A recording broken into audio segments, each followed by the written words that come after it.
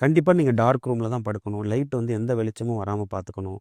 எந்த ஒரு சத்தமோ, அதாவது ரொம்ப நாய்ஸாவோ, இல்ல ரொம்ப சத்தமா இருக்கக்கூடாது. அதேமாரி டெம்பரேச்சரும் கரெக்ட்டா இருக்கணும். ரொம்ப ஹாட்டாவும் இருக்கக்கூடாது, ரொம்ப கோல்டாவும் இருக்கக்கூடாது. ஒரு கரெக்ட்டான ஒரு இதெல்லாம் வந்து மெயின்டெய்னிங் த ஸ்லீப் ஹைஜீன்.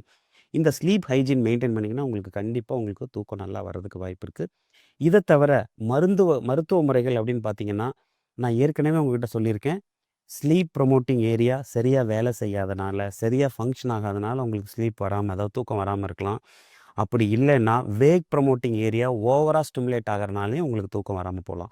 ஸோ இத 2யும் நீங்க எப்படி சரி பண்றது? மருத்துவ முறைகள்னு பார்த்தீங்கன்னா, இதுக்கு நெறைய மருந்து, மாத்திரைகள் இருக்கு. ஜென்ரலா நான் ஏற்கனவே சொன்னேன் பார்த்தீங்களா, அந்த ஸ்லீப் ப்ரமோட்டிங் ஏரியால வந்து மெயினான நியூரோ டிரான்ஸ்மிட்டர், அதாவது அந்த இடத்துல சுரக்கக்கூடிய மருந்து பார்த்தீங்கன்னா, காபான்னு சொல்லுவோம்.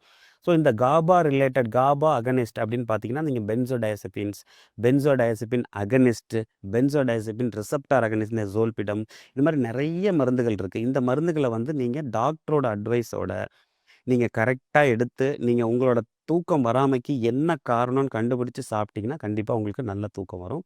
2வது நீங்க தூக்கத்துக்காக சாப்பிடுற மாத்திரைகள் வந்து அடிக்ஷனா இருக்கக்கூடாது. அதாவது நீங்க அந்த மாத்திரை இல்லாம என்னால தூங்கவே முடியாது. ஏன்னா சில மாத்திரைகள் வந்து அடிக்ஷன் இருக்கும். அந்த அடிக்ஷனான மாத்திரைகள நீங்க எடுக்க ஆரம்பிச்சீங்கன்னா, நீங்க லைஃப் லாங்கா உங்க அந்த மாத்திரைய நீங்க நிறுத்த முடியாது.